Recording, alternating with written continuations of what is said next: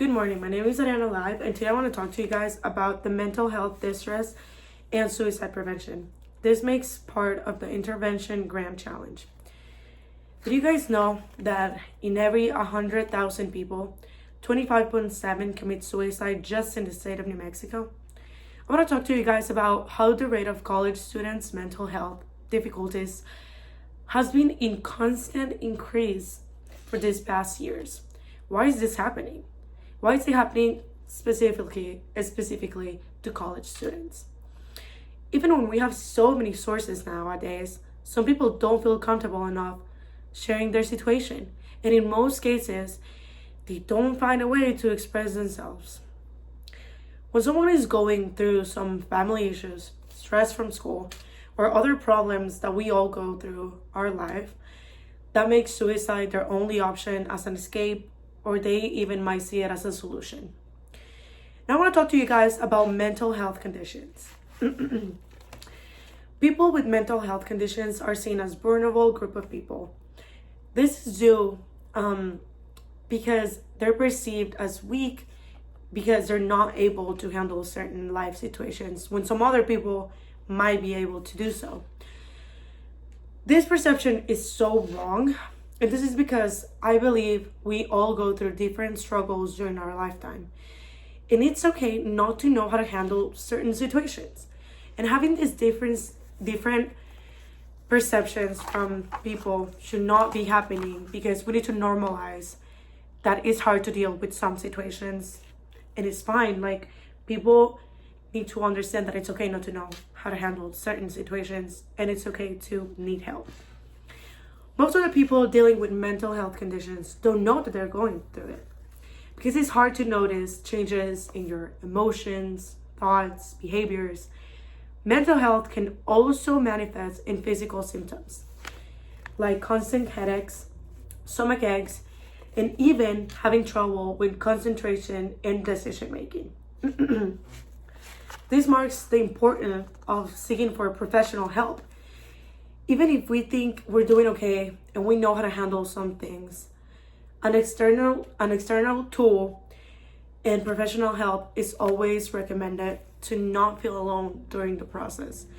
Because some people, whenever they feel alone and they're going through hard situations, it really gets to them, and that's whenever the suicide thoughts become to mind.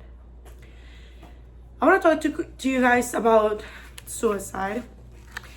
Suicide thinking, suicide planning, and attempts are mostly suffered in silence. And it's because of the fear of being labeled as unstable or even crazy. And that disturbs a person more, which leads them to act without knowing they're suffering. This means that they don't want anyone to know what they're going through, because they don't seem like it's worth it, or they might think that people's perception is going to affect on their decisions. During my lifetime, I have been asked several times, "How are you?" But my response is always, "I'm good." Because they won't notice how I actually am doing. And as most people, for the longest time in my life, I hid my feelings. I hid everything that I was going through, because I didn't want to share how I was feeling and how I was dealing with my life. This happened until the day my big brother asked me, "Have you ever thought about killing yourself?"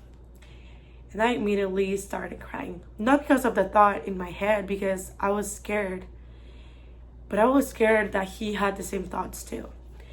And I had no clue that we were going through the same things in life. We had the same rough situations, and we didn't really know how to handle them.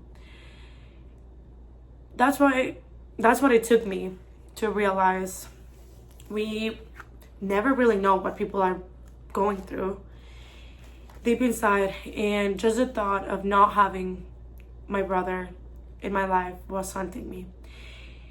And my life shifted from there, because I started valuing my life. And every single thought that I've ever had about killing myself or committing suicide left my body that day, because my brother had the same thoughts as me, and I didn't want that for him, and that made me realize that I didn't want that for me either. Now I want to talk to you guys about sources and actual solutions that we can reach out whenever we are feeling like if we can't handle some stuff, or when we notice that we're going through some stuff. Sometimes it can be really hard for us to tell when we need help. It's also perceived as someone weak when you ask for help. Most of the times when people get help, they find themselves and they're able to pursue a life full of fulfillment and happiness, and they feel like they have a purpose, which we all do. Nowadays, there's so many types of sources for this topic specifically. The first one being therapy. It can even be face-to-face therapy, or it can even be virtual appointments. Also, when we give a correct usage of AI, it seems to help a lot of people. As for venting environment, they can perceive what you're going through and find different activities and different things for you to like do it during the day, for you to control your emotions and know how to handle some situations. Another one could be reaching out to someone. It could either be a friend, a family member, or someone that you feel just comfortable enough to reach out to and just tell them everything that you're going through. And I feel like that was what helped me the most. I was never alone during my process, and I always had someone with me. I also went to therapy, and all of these different sources that I had were the ones who absolutely helped me and helped me realize that I didn't want that for my life. This assignment really made me think about when I was at my lowest, and that I was never alone. And I'm forever thankful for the people that were with me during this time. But at the same time, I still have this feeling of grief for all the people that didn't have a person or someone to reach out to, and they just decided to make the decision to commit suicide.